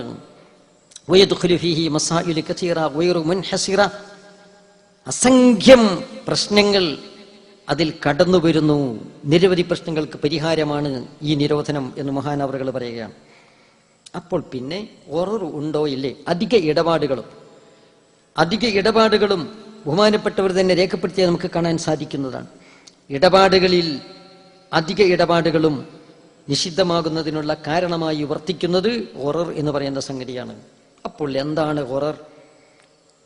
ഖുറർ എന്താണെന്ന് മനസ്സിലാക്കി കഴിഞ്ഞാൽ, നമ്മുടെ മനസ്സിൽ കുറിച്ചിട്ടാൽ ആ മാനദണ്ഡം മതി. ഒരു ഇടപാട് കണ്ടാൽ കേട്ടാൽ അത് ശരിയോ തെറ്റോ എന്ന് മുസ്ലിമിന്റെ മനസ്സാക്ഷി കൊണ്ട് അത് നിർവചിക്കാൻ അത് മതി, അല്ലെങ്കിൽ വിശദീകരിക്കാൻ അത് മതി. എന്താണ് ഖുറർ? റസൂലുള്ളാഹി സ്വല്ലല്ലാഹു അലൈഹി വസല്ലം നിരോധിച്ചതും നിരോധിത ഇടപാടുകളിൽ മിക്കതിന്റെയും നിരോധന നിമിത്തമായി വർത്തിക്കുന്നതുമായ ഖുറർ, അത് എന്താണ്? ഖുറർ എന്ന് പറഞ്ഞാൽ ഭാഷയിൽ അൽ ഖതറു വൽ ഖിദാഉ വത്തഗ്രീർ അല്ലേ? റിസ്ക്, അപകട സാധ്യത, അപായ സാധ്യത, ആപച്ചങ്ക എന്നൊക്കെ പറയുന്ന ഖതർ ഒന്ന്, ഖിദാഇ ചതി, വഞ്ചന, തഗ്രീർ ചതിക്ക് വിധേയമാക്കുക അല്ലെങ്കിൽ വിധേയമാക്കുക, അതും പെട്ട്. അപ്പോ ഭാഷാർത്ഥമാണ് ഈ പറഞ്ഞത്. എന്നാൽ ഇസ്ലാമിക കർമ്മശാസ്ത്രജ്ഞന്മാരുടെ, മുസ്ലിം പണ്ഡിതന്മാരുടെ, ഹദീസ് വ്യാഖ്യാതാക്കളുടെ സങ്കേതത്തിൽ ഇതിന്റെ സാങ്കേതിക അർത്ഥം എന്താണ്? ഇമാം നബവി തങ്ങൾ പറയുന്നു, മൻ തബ അലൈഹി അംറുഹു വഖഫി അലൈഹി അഖിബത്തു. എന്താണ് ഖുറർ എന്ന് പറഞ്ഞാൽ? മൻ തബ അലൈഹി അംറു, കാര്യം അവ്യക്തമായത്, അതിന്റെ പരിണതി, അതിന്റെ അവസാനം നിഗൂഢമായി കിടക്കുകയാണ്, തീർത്തു പറയാൻ പറ്റുകയില്ല. ഒരു ഉദാഹരണം പറയാം. ആകാശത്തിലൂടെ ഒരു പക്ഷി പറന്നു പോകുന്നു. ആ പറന്നു പോകുന്ന പ്രാവിനെ നിനക്ക് ഞാൻ വിറ്റു എന്ന് പറഞ്ഞു. അപ്പോൾ ആ പ്രാവിനെ ഇവന്റെ കയ്യിൽ കിട്ടുമോ? അത് വാങ്ങിയ ക്രേതാവിന് അവന് ഏൽപ്പിച്ചു കൊടുക്കാൻ പറ്റുമോ? പറയാൻ പറ്റുകയില്ല. ഒരു വേള ആ പ്രാവ് അവൻ്റേതെങ്കിൽ പോലും തിരിച്ചു വന്നുകൊള്ളണമെന്നില്ല. ഒരു തടാകത്തിലെയോ ഒരു നദിയിലെയോ ഒരു മത്സ്യം, ആ മത്സ്യം ചൂണ്ടി ഈ മത്സ്യത്തെ നിനക്കാൻ പറ്റൂ എന്ന് പറഞ്ഞു. ആ മത്സ്യം അവന് പിടിക്കാൻ കഴിയുമോ? പിടിച്ച് മറ്റവനെ ഏൽപ്പിക്കാൻ കഴിയുമോ? തീർത്ത് പറയാൻ പറ്റുകയില്ല. അപ്പം നിഗൂഢതയുണ്ട് അല്ലേ? അപ്പം മന്തഫ അലൈഹി അംറു വഖഫി അലൈഹി ആഖിബത്തുഹു, പലരും പല നിർവചനങ്ങളാണ് പറഞ്ഞിട്ടുള്ളത്. ഞാൻ കൂടുതൽ അതിൻ്റെ വിശദീകരണം നീട്ടുന്നില്ല. അപ്പോൾ ഉറവ് വരുന്ന എല്ലാ ഇടപാടുകളെയും നിരോധിച്ചതായിട്ട് നമുക്ക് കാണാൻ സാധിക്കും. ഇപ്പൊ ബഹുമാനപ്പെട്ട ഇമാം അങ്ങനെയാണ് പറഞ്ഞത്. ഇബ്നു ഹജർ തങ്ങൾ പറഞ്ഞു മഹത്തമല അംറൈനി അഗ്ലബുഹുമ അഖ്വഫുഹുമ എന്ന് തുഹിഫ 4:250 കാണാൻ സാധിക്കും. രണ്ട് കാര്യങ്ങൾക്ക് സാധ്യതയുണ്ട്. അതിൽ കൂടുതലായും നാം ആശങ്കിക്കുന്ന പേടിക്കുന്ന കാര്യമാണ് ഉണ്ടാവുക. ലാഭത്തിനും നഷ്ടത്തിനും സാധ്യതയുണ്ട്, ഉണ്ടാകാനും ഇല്ലാതിരിക്കാനും സാധ്യതയുണ്ട്. മിക്കവാറും അത് ഇല്ലാതിരിക്കാനാണ് സാധ്യതയുള്ളത്, ഈ സ്വഭാവത്തിലുള്ള നിഗൂഢതയുള്ളത് എന്നാണ് ഇമാം ഇബ്നു ഹജർ തങ്ങൾ പറഞ്ഞത്. അവിടെ നമുക്ക് കാണാം ഹനഫി മദ്ഹബുകാരനായ ഇമാം സർഖസി തങ്ങൾ പറഞ്ഞു മായക്കൂനു മസ്തൂറിൽ ആക്കിബ, അവസാനം മറയ്ക്കപ്പെട്ടത്, അവസാനം എന്ത് എന്ന് തിരിയാത്തത് അല്ലേ. മാലിക്കി മദ്ഹബുകാരനായ ഖറാഫി തങ്ങൾ പറഞ്ഞു ഹുവല്ലദീ ലാ യുദ്റ ഹൽ യഹ്സുലു അംല, ഉണ്ടാകുമോ ഇല്ല എന്ന് തീർത്തു പറയാൻ കഴിയാത്തത്. അദ്ദേഹം നേരത്തെ പറഞ്ഞു ഉദാഹരണങ്ങൾ പറഞ്ഞു. കത്തഗിരി ഫിദ്ദവാ, അന്തരീക്ഷത്തിലെ പറവയെ വിൽക്കും പോലെ, വസ്സമക്കി ഫിൽമായി, വെള്ളത്തിലെ മത്സ്യത്തെ വിൽക്കും പോലെ. അങ്ങോരുടെ അൽ ഫുറൂഖ് എന്ന് പറയുന്ന ഗ്രന്ഥം 3-ാം വള്ളിയം 265-ാമത്തെ പേജിൽ എങ്ങനെ പറഞ്ഞിരിക്കുകയാണ്. ഇതിൻ്റെ ഒക്കെ ആകത്തുക ഒന്ന് തന്നെ. ഈ പറഞ്ഞ പണ്ഡിതന്മാരൊക്കെ ഖുർആന് പറഞ്ഞതിൻ്റെ ആകത്തുക ഒന്ന് തന്നെ. അതായത് ഉണ്ടാകുമോ ഇല്ലേ എന്നറിയപ്പെടാത്തത്, ഇനി ഉണ്ടായാൽ തന്നെ അത് കുറഞ്ഞതാണോ വർദ്ധിച്ചതാണോ എന്നറിയപ്പെടാത്തത്, അല്ലെങ്കിൽ അത് കയ്യേൽപ്പിച്ചു കൊടുക്കാൻ സാധിക്കാത്തത്. അപ്പൊ ഒന്നുകിൽ ഉണ്ടാകുമോ ഇല്ലേ എന്ന് പറയാൻ പറ്റുകയില്ല, അല്ലെങ്കിൽ അത് കുറവാണോ കൂടുതലാണോ എന്ന് പറയാൻ പറ്റുകയില്ല, അല്ലെങ്കിൽ അത് കയ്യിൽ കിട്ടിയത് ഏൽപ്പിച്ചു കൊടുക്കാൻ, അത് വാങ്ങിയ ക്രേതാവിന് ഏൽപ്പിച്ചു കൊടുക്കാൻ സാധിക്കുമോ ഇല്ലെന്ന് തീർത്ത് പറയാൻ പറ്റുകയില്ല. ഇவ்வித സ്വഭാവത്തിലുള്ളതൊക്കെ ഉറർ ഉള്ളതാകുന്നു. അതിന് ഉദാഹരണങ്ങൾ നമ്മുടെ ഫിഖഹിന്റെ കിതാബിൽ പറഞ്ഞ കുറച്ച് ഉദാഹരണങ്ങൾ പറഞ്ഞിട്ട് നമുക്ക് വിഷയത്തിലേക്ക് കിടക്കാം. നമ്മുടെ നെറ്റ്വർക്ക് ബിസിനസ്സിൽ ഇവിടെ ഉറർ വരുന്നുണ്ടോ ഇല്ലേ? നമ്മുടെ നെറ്റ്വർക്ക് ബിസിനസ്സിൽ ഉറർ വരുന്നുണ്ടോ ഇല്ലേ നമുക്ക് നോക്കാം. ചില ഉദാഹരണങ്ങൾ പറഞ്ഞിട്ടുണ്ട്. അല്ലബനു ഫിൽ ളറർ, നമ്മുടെ ഇസ്ലാമിക കർമ്മശാസ്ത്ര ഗ്രന്ഥങ്ങളിൽ പറഞ്ഞിട്ടുള്ള ഉദാഹരണങ്ങൾ, ഹദീസുകളിൽ നിന്ന് സ്വരൂപണം നടത്തി പറഞ്ഞിട്ടുള്ള ഉദാഹരണങ്ങൾ. ഒന്ന്, അകിട്ടിലെ പാല്, ഒരു മൃഗത്തിന്റെ അകിട്ടിലെ പാല് വിൽക്കുന്നു. നമുക്ക് വളരെ നിസ്സാരമായി സിമ്പിളായി തോന്നിയേക്കാം. ഇത്രയും സില്ലി കാര്യങ്ങളെക്കുറിച്ച് വലിയ വിധികളൊക്കെ പറഞ്ഞ് മനുഷ്യനെ ബുദ്ധിമുട്ടിക്കണോ എന്ന് നമുക്ക് തോന്നിയേക്കാം. ശറഇൽ നിസ്സാരം എന്ന് പറയുന്നൊരു കാര്യമില്ല, എല്ലാം സാരം തന്നെ. നഖം മുറിക്കുന്നത് സുന്നത്തില്ലെന്ന് ഒരാൾ പറഞ്ഞാൽ ഇസ്ലാമിൽ നിന്ന് പുറത്തു പോകുന്നു. എന്തുകൊണ്ട്? തവാത്തുർ കൊണ്ട് അറിയപ്പെട്ടു നഖം മുറിക്കൽ റസൂലുള്ളാഹി സ്വല്ലല്ലാഹു അലൈഹി വസല്ലം സുന്നത്താണെന്ന്. ഒരാൾ നഖം മുറിച്ചില്ല, മരണം വരെ നഖം മുറിച്ചില്ല. അങ്ങനെയുണ്ട്. ഗിന്നസ് ബുക്കിൽ പേര് നേടിയ ഒരാളുണ്ട്, മരണം വരെ നഖം മുറിക്കാത്ത ആൾ. അയാളുടെ നഖത്തിന് ലക്ഷങ്ങൾ വില പറഞ്ഞിട്ട് കൊടുത്തിട്ടില്ല. അങ്ങനെ ഒരാൾ മരണം വരെ നഖം മുറിച്ചില്ല, ഇസ്ലാമിൽ നിന്ന് പുറത്തു പോവുകയില്ല. നേരെ മറിച്ച് നഖം മുറിക്കൽ ഇസ്ലാമിൽ സുന്നത്തില്ല എന്ന് പറഞ്ഞാലോ ഇസ്ലാം ഒന്ന് പുറത്തുപോയി. തവാത്തുർ കൊണ്ട് ഇസ്ലാമിൽ അറിയപ്പെട്ടൊരു കാര്യം നിഷേധിച്ചു എന്നതുകൊണ്ടാണ്. അപ്പൊ അതുകൊണ്ട് എല്ലാം സാരമുള്ളത് തന്നെ. അകിട്ടിലെ പാല് വിൽക്കാൻ പാടില്ല. അകിട് ചിലപ്പോൾ ചിലപ്പോൾ അസ്വാഭാവികമായി ചിലപ്പോൾ വീർത്തേക്കാം. അകിട് വീർക്കുന്നത് മുഴുവനും പാൽ ഉള്ളത് കൊണ്ടായിക്കൊള്ളണമെന്നില്ല. അതുകൊണ്ട് ഈ അകിട്ടിലെ പാല് വിറ്റു എന്ന് പറഞ്ഞുകൂടാ. പാല് പാത്രത്തിൽ കറന്നെടുത്തേ വിൽക്കാവൂ എന്ന് മഹാനായ റസൂലുള്ളാഹി സ്വല്ലല്ലാഹു പറഞ്ഞിട്ടുണ്ട്. ഇല്ലെങ്കിൽ വാഗ്വാദത്തിന്, തർക്കത്തിന്, വഴക്കിന് ഇടവരും, ഉറർ വരും. അല്ലുലു ഫിസ്സിഫ് സ്വിസദഫ്, ചിപ്പിയിലെ മുത്ത് വിൽക്കാൻ പാടില്ല. എല്ലാ ചിപ്പിയിലും മുത്തുണ്ടായിക്കൊള്ളണമെന്നില്ല. ചിപ്പിയിൽ മുത്തുണ്ടായാൽ തന്നെ വലുതോ ചെറുതോ ഗുണമേന്മയുള്ളതോ ഗുണമേന്മ കുറഞ്ഞതോ എന്ന് അറിയില്ല. അത് ചിപ്പിയിൽ നിന്ന് പുറത്തെടുത്ത മുത്തേ വിൽക്കാൻ പാടുള്ളൂ. നിഗൂഢതയുണ്ട്. അൽ ഹംലു ഫിൽ ബത്തിൻ, ഗർഭം, വയറ്റിലുള്ള കുട്ടിയെ വിൽക്കാൻ പാടില്ല. ആടിനെ, മാടിനെ, അല്ലെങ്കിൽ വേറെ വല്ല മൃഗത്തെ വിൽക്കുന്നു, അതിൻ്റെ അകിട്ടിലെ കുട്ടിയെ മാത്രം വിൽക്കാൻ പാടില്ല. അകിട്ടിലെ കുട്ടി ആണോ പെണ്ണോ ചെറുതോ വലുതോ, അത് അംഗവൈകല്യമുള്ളതോ ഇല്ലാത്തതോ ഒന്നും പറയാൻ പറ്റുകയില്ല. അതുകൊണ്ട് വിൽക്കാൻ പാടില്ല. നേരത്തെ പറഞ്ഞതുപോലെ സമക്കു ഫിൽ മാ, വെള്ളത്തിലെ മത്സ്യം വിൽക്കാൻ പറ്റില്ല. അത്വൈറു ഫിൽ ഹവാ, അന്തരീക്ഷത്തിലെ പറവ വിൽക്കാൻ പാടില്ല. കൊച്ചു കൊട്ടത്തളത്തിലെ കൊച്ചു കിണറിലെ എല്ലാം, ചെറിയ കുളത്തിലെ മത്സ്യം വിൽക്കാം. വലിയ തടാകത്തിലെ, നദിയിലെ, പുഴയിലെ ഇതൊന്നും മത്സ്യങ്ങൾ വിൽക്കാൻ പാടില്ല. കാരണം പെട്ടെന്ന് പിടിച്ച് അത് വാങ്ങിയവന് ഏൽപ്പിച്ചു കൊടുക്കാൻ സാധിക്കുമോ ഇല്ലെന്ന് പറയാൻ പറ്റില്ല. ബൈഉമാ സയംലിക്കുഹു, ഇപ്പോൾ തന്റെ ഉടമാവകാശത്തിൽ വന്നിട്ടില്ലാത്തൊന്ന് വിൽക്കാൻ പാടില്ല. ഒരാൾ ഒരു പറമ്പിന്, ഒരു സ്ഥലത്തിന്, ഇടത്തിന് അഡ്വാൻസ് കൊടുത്തു, കച്ചവടം നടന്ന് അഡ്വാൻസ് കൊടുത്തിട്ടുണ്ട്, രജിസ്ട്രേഷൻ കഴിഞ്ഞിട്ടില്ല, ഇയാളുടെ പൂർണ്ണമായ ഉടമാവകാശത്തിലേക്ക് കടന്നിട്ടില്ല. അത് വിൽക്കാൻ പറ്റുമോ? വിൽക്കാൻ പറ്റൂല. ലാ തബിയു മാലം തഖ്ബിൽ, നീ കബിൽ ലാ തബിയു ഷൈഅൻ ഹത്താ തഖ്ബില, ഒരു വസ്തു കയ്യേറ്റ് പൂർണ്ണമായി നിന്റെ അധികാരത്തിൽ വരുന്നത് വരെ വിൽക്കരുത്, ഒരു വസ്തു വിൽക്കരുത് എന്ന് മഹാനായ റസൂലുള്ളാഹി സ്വല്ലല്ലാഹു അലൈഹി പറഞ്ഞിട്ടുണ്ട്. വിറ്റാൽ കശപശയുണ്ടാകും. ഒന്നാം കക്ഷിയിൽ നിന്ന് വാങ്ങി രണ്ടാം കക്ഷി മൂന്നാം കക്ഷിക്ക് വിറ്റു. ഒന്നാം കക്ഷി പറഞ്ഞ് ഞാൻ രജിസ്ട്രേഷൻ ചെയ്തു തരില്ല എന്ന് പറഞ്ഞ കുടുങ്ങിലെ കച്ചവടം അവതാളത്തിലായി.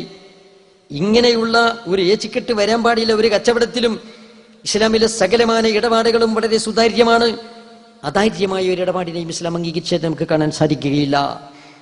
നബിതങ്ങൾ നിരോധിച്ചതിന്റെ അടിസ്ഥാനത്തിൽ നമ്മുടെ ഫിഖ് പണ്ഡിതന്മാർ പറഞ്ഞു, ബൈഉമാ സയംലിക്കു, ഇപ്പോൾ ഉടമാവകാശത്തിൽ ഇല്ലാത്തതും ഇനി മിൽക്കിലേക്ക് വരാൻ പോകുന്നതുമായ സാധനം ഇപ്പം വിൽക്കാൻ പറ്റുകയില്ല. അതുപോലെ ബൈഉൽ മുലാമസ, സ്പർശക്കച്ചവടം. ഏതാണോ തൊടുന്നത് ഇരുട്ടത്ത് തൊടുക, ഇരുട്ടത്ത് തൊടുന്നത് ഏതാണോ അത് വിറ്റതായിട്ട് കണക്കാക്കുക. അല്ലെങ്കിൽ കണ്ണടച്ചുകൊണ്ട് വല്ലതും തൊടുക, കണ്ണ് തുറന്നിട്ട് കണ്ടാൽ അത് വിറ്റതായിട്ട് കണക്കാക്കുക. നേരത്തെ പറഞ്ഞതുപോലെ അതിൽ അപകടങ്ങൾ സംഭവിക്കും, ചതി സാധ്യതയുണ്ട്, പാടില്ല.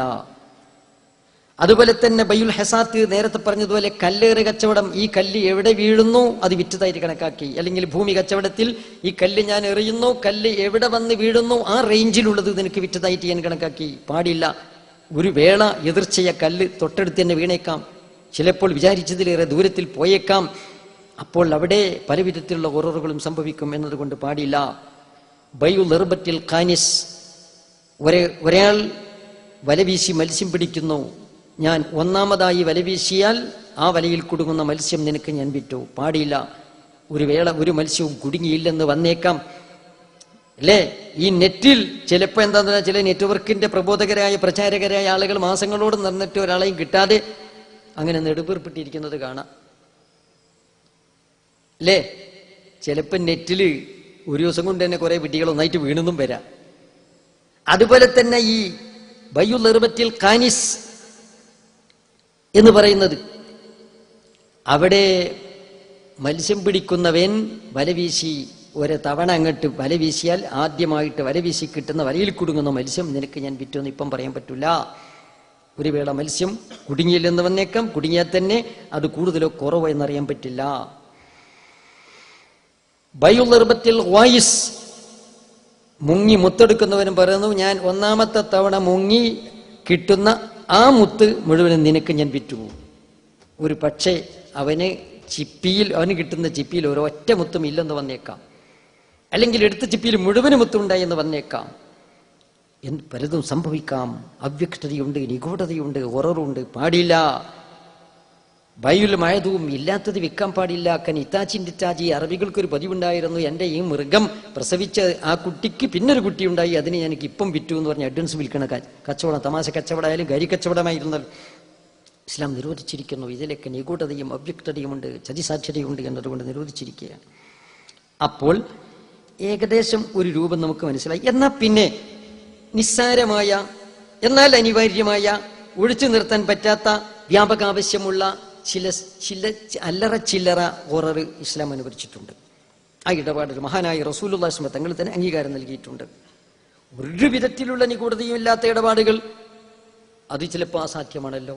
അതുകൊണ്ട് ഗുരുതരമായ നിഗൂഢതയുള്ളതും എന്നാൽ ഒഴിവാക്കാൻ സാധിക്കുന്നതും ആയിട്ടുള്ള നിഗൂഢതകളുള്ള എല്ലാ ഇടപാടുകളും നിരോധിച്ചിട്ടുണ്ട്.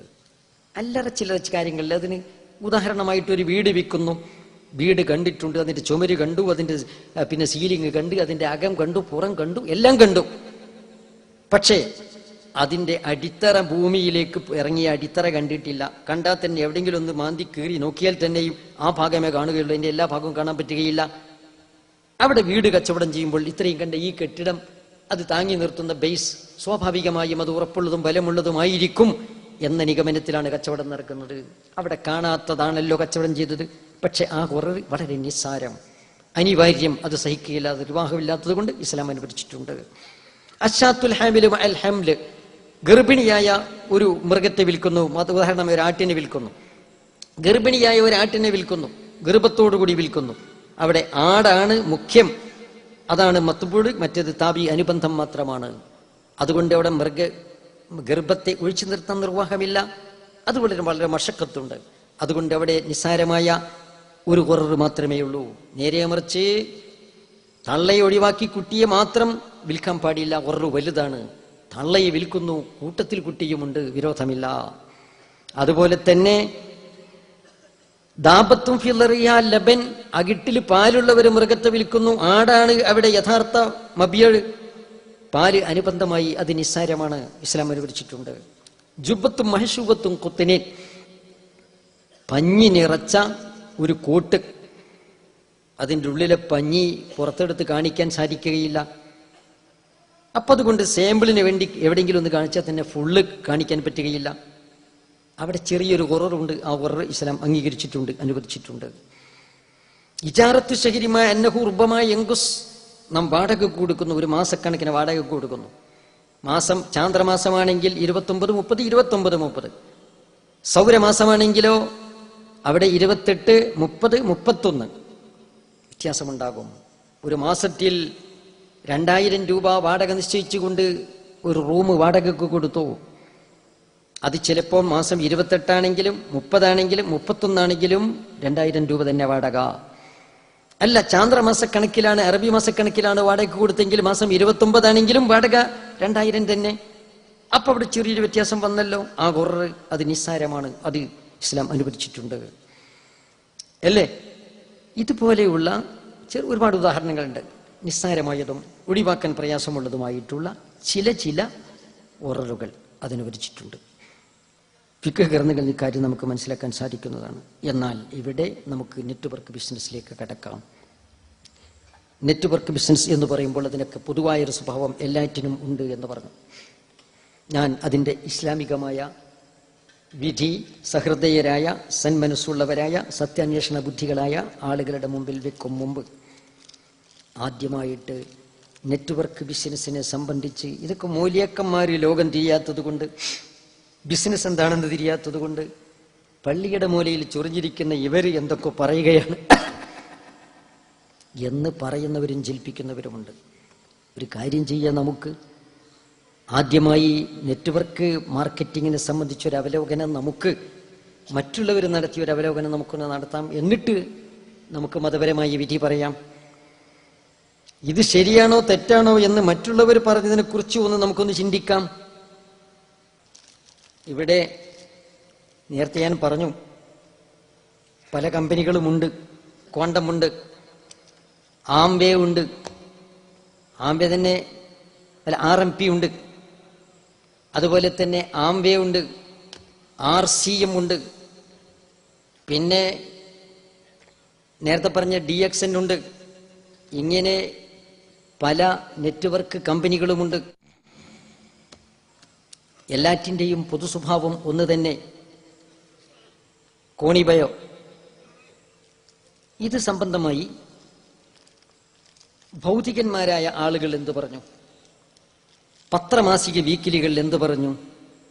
നെറ്റ്വർക്ക് മാർക്കറ്റിംഗ് ഒരു അവലോകനം എന്ന പുസ്തകത്തിൽ KS മോഹനൻ പറയുന്നു, മിതമായ വിലക്ക് ഗുണമേന്മയുള്ള സാധനങ്ങൾ ലഭിക്കാനുള്ള അവസരമായി മാത്രം കണ്ട് ആൾക്കാരെ ഡിസ്ട്രിബ്യൂട്ടേഴ്സ് ആയി സ്പോൺസർ ചെയ്യാതിരിക്കുക. ഇതൊരു ബിസിനസ്സായി കണ്ട് മാസം തോറും വൻ വരുമാനം ലഭിക്കുവാനുള്ള അവസരമായി കാണുന്ന താല്പര്യമുള്ളവരെ മാത്രം ഇതിലേക്കായി സ്പോൺസർ ചെയ്യുക. അപ്പം ഗുണമേന്മയുള്ള പ്രൊഡക്റ്റുകൾ കുറഞ്ഞ വിലക്ക് ഉപഭോക്താക്കൾക്ക് ലഭ്യമാക്കുക എന്ന ലക്ഷ്യമാണ് ഇവർ പ്രഥമ ദൃഷ്ട്യാ പറയുന്നതെങ്കിലും വാസ്തവത്തിൽ ആ ലക്ഷ്യമല്ല ഉള്ളത്. യഥാർത്ഥമായി ഇതിൽ കണ്ണിയിൽ ആളുകളെ ചേർക്കുമ്പോൾ പ്രൊഡക്റ്റിന്റെ ഗുണമേന്മയിലേക്ക് ജനശ്രദ്ധ തിരിക്കരുത് എന്നാണ് പറയുന്നത്. ചതിയുടെ ഒരു സ്വഭാവം നോക്കണം. ജനങ്ങളുടെ അത്യാർത്തി ധനസമ്പാദനത്തിനുള്ള അത്യാർത്തി തട്ടി ഉണർത്തണം എന്നെങ്കിലേ ആളുകളെ കിട്ടുകയുള്ളൂ. പ്രൊഡക്റ്റിന്റെ ഗുണം പറഞ്ഞാൽ ആ പ്രൊഡക്റ്റ് എനിക്കിപ്പോൾ ആവശ്യമുണ്ടോ ഇല്ലേ? ആവശ്യമുണ്ടെങ്കിൽ തന്നെ അത്ര അധികം ആവശ്യമുണ്ടോ? ഉണ്ടെങ്കിൽ തന്നെ ഗുണമേന്മ പൊതു മാർക്കറ്റിൽ കിട്ടുന്നതിനേക്കാൾ ഗുണമേന്മ ഉണ്ടോ ഇല്ലേ? ഗുണമേന്മ ഉണ്ടെങ്കിൽ തന്നെ റേറ്റ് പുറത്തു വാങ്ങുന്നതിനേക്കാൾ കുറവോ കൂടുതലോ എന്നൊക്കെ ഉപഭോക്താവ് നോക്കും. ഇതൊന്നും ചിന്തിക്കാൻ ഇടവരുത്തരുത്. ആവശ്യമുണ്ടാകട്ടെ, ഇല്ലാതിരിക്കട്ടെ, ആവശ്യത്തിൽ കൂടുതലാകട്ടെ, മാസാന്തം പർച്ചേസ് നടത്തണം, മറ്റുള്ളവരെ കൂടെ നടത്തിക്കണം. ഇങ്ങനെ എത്ര കണ്ട് നടത്തുന്നു അതിനനുസരിച്ചാണ് ലാഭം ഉണ്ടാകുന്നത്. അതുകൊണ്ട് മിതമായ വിലക്ക് ഗുണമേന്മയുള്ള സാധനങ്ങൾ ലഭിക്കാനുള്ള അവസരമായി മാത്രം കണ്ട് ആൾക്കാരെ ഡിസ്ട്രിബ്യൂട്ടേഴ്സായി സ്പോൺസർ ചെയ്യാതിരിക്കുക. ഇതൊരു ബിസിനസ്സായി കണ്ട് മാസം തോറും വൻ വരുമാനം ലഭിക്കാനുള്ള അവസരമായി കാണുന്ന താല്പര്യമുള്ളവരെ മാത്രം ഇതിലേക്കായി സ്പോൺസർ ചെയ്യുക. തുടർന്ന് കുറച്ചുകൂടി അങ്ങോട്ട് ചെന്നപ്പം അടുത്ത അതിൽ 33-ാമത്തെ പേജിൽ അങ്ങനെ പറഞ്ഞപ്പോൾ 34-ാമത്തെ പേജിൽ അദ്ദേഹം തന്നെ എഴുതുകയാണ്, ഒരാളോട് ചർച്ച ചെയ്യുമ്പോൾ പ്രൊഡക്റ്റുകളെ കുറിച്ചുള്ള ചർച്ചയിലേക്ക് നയിച്ച് ഒരു കൺസ്യൂമറിസത്തിലേക്ക് പോകാതിരിക്കുക. ഇത് ഒരു വരുമാനമുള്ള ബിസിനസ്സായി മാത്രം കാണുക, ചർച്ച അതിലേക്ക് നയിക്കുക, ഊന്നൽ നൽകുക. അപ്പോൾ ഒരാളോട് ചർച്ച ചെയ്യുമ്പോൾ പ്രൊഡക്റ്റുകളെ കുറിച്ചുള്ള ചർച്ചയിലേക്ക് നയിച്ച് ഒരു കൺസ്യൂമറിസത്തിലേക്ക് പോകാതിരിക്കുക. ഇത് ഒരു വരുമാനമുള്ള ബിസിനസ്സായി മാത്രം കാണുക, ചർച്ച അതിലേക്ക് നയിക്കുക, ഊന്നൽ നൽകുക. അപ്പം നല്ല പ്രൊഡക്റ്റുകൾ കുറഞ്ഞ വിലക്ക് കൊടുത്ത് ജനങ്ങളെ നന്നാക്കാൻ വേണ്ടിയുള്ള ഏർപ്പാടല്ല ഇത്. നെറ്റ്വർക്കിനെ അനുകൂലിച്ച് അത് സമഗ്രമായി പഠിച്ച് ഒരാൾ എഴുതിയ പുസ്തകത്തിലാണ് ഈ കാര്യം പറയുന്നത്. ഇനി നമുക്ക് ഇതിലെ വഞ്ചനയുടെ സ്വഭാവം ഇതിലുണ്ടോ ഇല്ലേ? ഹൊററുണ്ട് എന്നാണ് ഞാൻ പറഞ്ഞത്. ഹൊററുള്ള കച്ചവടങ്ങളൊക്കെ ഇസ്ലാം നിരോധിച്ചിട്ടുണ്ട്. നമുക്ക് ഇസ്ലാമിക വീക്ഷണത്തിലുള്ള ഹൊറർ എന്താണെന്ന് നമുക്ക് പറയാം. എന്നാൽ ഇത് സംബന്ധമായി പഠനം നടത്തിയ ഭൗതികന്മാരായ ആളുകളും അല്ലാത്തവരുമായ ആളുകൾ അവിടെ പത്രമാസിക വീക്കിലി ബുക്ക്ലെറ്റുകളിൽ ഇത് സംബന്ധമായി എന്ത് പറഞ്ഞു? വഞ്ചന ഇതിലുണ്ടോ ഇല്ലേ? എന്നാൽ വഞ്ചന ഇതിലുണ്ടെന്ന് നെറ്റ്വർക്ക് ബിസിനസ്സുകാർ തന്നെ സമ്മതിക്കുന്നു. വഞ്ചന ഉണ്ടെന്ന് നെറ്റ്വർക്ക് ബിസിനസ്സുകാർ തന്നെ സമ്മതിക്കുകയാണ്. ഇതാ RCMന്റെ ഒരു ബുക്കിലെറ്റ്. RCM അതിൽ പറയുന്നു, നല്ലപോലെ നോക്കണം. RCMന് മുമ്പ് വന്നിട്ടുള്ള പൂർവ നെറ്റ്വർക്ക് കമ്പനികൾ എല്ലാം ജനങ്ങളെ വഞ്ചിച്ചിട്ടുണ്ട് എന്ന് RCMന്റെ ലഘുലേഖ സമ്മതിക്കുകയാണ്. പക്ഷേ നമ്മുടെ നാട്ടിൽ MLM ഏറെ തെറ്റിദ്ധരിക്കപ്പെടാൻ ഇടയായത് എന്തുകൊണ്ടാണ് എന്ന് പറഞ്ഞാൽ മൾട്ടി ലെവൽ മാർക്കറ്റിംഗ് ഏറെ തെറ്റിദ്ധരിക്കപ്പെടാൻ ഇടയായത് എന്തുകൊണ്ടാണ്? കഴിഞ്ഞ കുറേ വർഷങ്ങൾക്കുള്ളിൽ അനേകം കമ്പനികൾ ഈ രീതിയിലൂടെ നമ്മെ ചൂഷണം ചെയ്തു. വിദേശ കമ്പനികൾ പലതും അവരുടെ ഉൽപ്പന്നങ്ങൾ അവരുടെ നാട്ടിലെ വിലയ്ക്ക് ഇന്ത്യയിൽ വിറ്റഴിക്കുവാൻ ശ്രമിച്ചു. മാത്രമല്ല, നമ്മുടെ നാട്ടിലെ ചിലർ സംഘം ചേർന്ന് മുമ്പ് അപ്രത്യക്ഷമായ മണിച്ചെയിൻ തട്ടിപ്പുകൾ ഏതാനും ഉൽപ്പന്നങ്ങളുടെ ലേബലോടെ MLM രീതിയിൽ പുനരാവിഷ്കരിച്ചു. ദിവസം തോറും ഇരട്ടിക്കുന്ന പണത്തിന്റെ അബദ്ധക്കണക്കുകൾ കാട്ടി തലയെണ്ണി കാശ് കൊടുക്കുന്ന പ്രസ്ഥാനങ്ങളുടെ കെണിയിൽ തലവെച്ച് വൻതുക മുടക്കിയ 95% പേരുടെയും പണം നഷ്ടപ്പെട്ടു. കേവലം 5% വരുന്ന സമർത്ഥരായ നേതാക്കൾ മാത്രം പണമുണ്ടാക്കി. വിശ്വസ്തരായ വിദേശ കമ്പനികളിൽ ചേർന്നവരാകട്ടെ വൻ വിലയുള്ള അവരുടെ ഉൽപ്പന്നങ്ങൾ വിറ്റഴിക്കുന്നതിൽ പരാജയപ്പെട്ടു എന്ന് RCMന് മുമ്പ് നിലവിൽ വന്നിട്ടുള്ള മൾട്ടി ലെവൽ കമ്പനികളെ സംബന്ധിച്ചുള്ള വിലയിരുത്തല. ആംവെയെക്കുറിച്ച് വന്നിട്ടുള്ളൊരു പത്രവാർത്തയപ്പോൾ കേരളത്തിലെ ഒരു പ്രസിദ്ധമായൊരു പത്രത്തിൽ വന്നിട്ടുണ്ട്. ആംവേയുടെ ചങ്ങലക്കണ്ണികളെ സൂക്ഷിക്കുക എന്ന് പറഞ്ഞ് ചുരുങ്ങിയ ചെലവിൽ വേഗത്തിൽ കോടികളുടെ സമ്പാദ്യമെന്നതാണ് അവരുടെ വാഗ്ദാനത്തിന്റെ സവിശേഷത. ആരാണ് ആംവേ? 1959 അമേരിക്കയിൽ ആരംഭിച്ച ഒരു മാർക്കറ്റിംഗ് കമ്പനിയാണിത്. എന്നാൽ ആംവേയുടെ ഭൂരിഭാഗം ഉൽപ്പന്നങ്ങളും വിറ്റഴിയുന്നത് അമേരിക്കക്ക് പുറത്താണെന്നറിയുക. അമേരിക്കയിൽ ആവിർഭവിച്ച ഒരു ബിസിനസ് കമ്പനി അതിന്റെ ഉൽപ്പന്നങ്ങൾ ഏറിയ കൂറും വിറ്റഴിയുന്നത് വിദേശത്താണ്. കാരണം അമേരിക്കൻ വിപണിയിൽ 1-ാം സ്ഥാനത്ത് നിൽക്കാനുള്ള ഗുണമേന്മ ആംവേ ഉൽപ്പന്നങ്ങൾക്കില്ല എന്നത് തന്നെ. ഒരുപാട് കാര്യങ്ങൾ എഴുതിയിട്ടുണ്ട്. ഇതിലെ ഉൽപ്പന്നങ്ങൾക്ക് വില കൂടുതലാണ്, വില കുറവാണെന്ന് അവർ പറയുന്നത്. ഇതിൽ വില കൂടുതലാണെന്ന് ഉദാഹരണ സഹിതം പറഞ്ഞിട്ടുണ്ട്. പക്ഷേ ഈ ഉൽപ്പന്നങ്ങളുടെ വില അറിയുമ്പോൾ ഞെട്ടരുത്. 100 ഗ്രാം ടൂത്ത് പേസ്റ്റിന് കേവലം 100 രൂപ മാത്രം. 250 മില്ലി ഷാംപൂവിനാകട്ടെ 318 രൂപയും. 1/2 ലിറ്റർ ഡിറ്റർജന്റിന് 450 രൂപ നൽകേണ്ടി വരുമ്പോൾ 500 മില്ലി കാർ വാഷിന് 200 രൂപ നൽകണം. ശരീരത്തിന് പൂർണ്ണ സംരക്ഷണം എന്ന പേരിൽ ഇറങ്ങുന്ന ന്യൂട്രിലൈറ്റ് എന്ന ഗുളികകൾക്ക് വില 2229 രൂപയാണ്. ഇങ്ങനെ എണ്ണിപ്പറഞ്ഞ് അവർ പറയുന്നത് എന്താന്ന് പറഞ്ഞാൽ, ഇവിടെ അവസാനം പറയുന്നത് ഇന്ത്യൻ ഉൽപ്പന്നങ്ങളുടെ എത്രയോ ഇരട്ടി വിലയുണ്ടായിട്ടും ഈ ഉൽപ്പന്നങ്ങൾ വിറ്റഴിക്കാൻ എന്തുകൊണ്ടാണ് ആളുകൾ തയ്യാറാവുന്നത്? ഇവിടെയാണ് കച്ചവട തന്ത്രത്തിന്റെ കാണാച്ചരടുകൾ അഴിയുന്നത്. അപ്പൊ ചുരുക്കി പറഞ്ഞാൽ തന്ത്രപരമായി ജനങ്ങളെ കൊണ്ട് വില കൂടുതലുള്ള സാധനങ്ങൾ വാങ്ങിക്കുകയാണ് ചെയ്യുന്നത്. ഈ മോഹനവാഗ്ദാനങ്ങളിൽ കുടുങ്ങി ആയിരങ്ങൾ നൽകി ചങ്ങലക്കണ്ണികളിൽ അംഗങ്ങളായവരിൽ 90% മുതലും ലാഭവും ലഭിക്കാതെ നരകിക്കുകയാണെന്നതാണ് സത്യം. എന്നാൽ മാനക്കേട് ഭയന്ന് കുറഞ്ഞ ശതമാനം മാത്രമേ ഇത് പുറത്തു പറയുന്നുള്ളൂ. യഥാർത്ഥത്തിൽ കേരളത്തിൽ മാത്രം ആംവേയുടെ കോടിക്കണക്കിന് രൂപയുടെ സാധനങ്ങൾ വിൽക്കാനാവാതെ കെട്ടിക്കിടക്കുകയാണ്. ചുരുക്കി പറഞ്ഞാൽ ഇതിൽ ഒരുപാട് കാര്യങ്ങൾ പറഞ്ഞിട്ടുണ്ട്, ഞാൻ എല്ലാം ഇപ്പോൾ വായിക്കുന്നില്ല. ആംവേയുടെ ചങ്ങലക്കണ്ണികളെ സൂക്ഷിക്കുക, ഉപഭോക്തൃ മാധ്യമം ആണ് ഞാനിപ്പോൾ വായിച്ചു കേൾപ്പിച്ചത്. 2001 മെയ്യിൽ വന്നിട്ടുള്ള ഒരു റിപ്പോർട്ടാണ്. 2001 മെയ് 20-ാം തീയതി ഞായറാഴ്ച എഴുതിയ കാര്യമാണ്. അതിരിക്കട്ടെ, ഇന്ത്യ രാജ്യത്ത് ആദ്യം വന്നത് അല്ലേ ആംബയുടെ കാര്യം തന്നെ.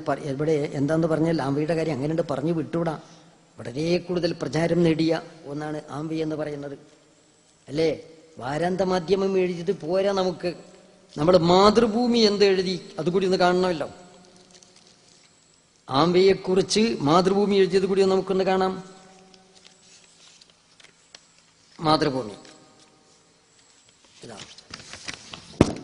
മാതൃഭൂമി എന്ത് പറയുന്നു നമുക്ക് നോക്കാം.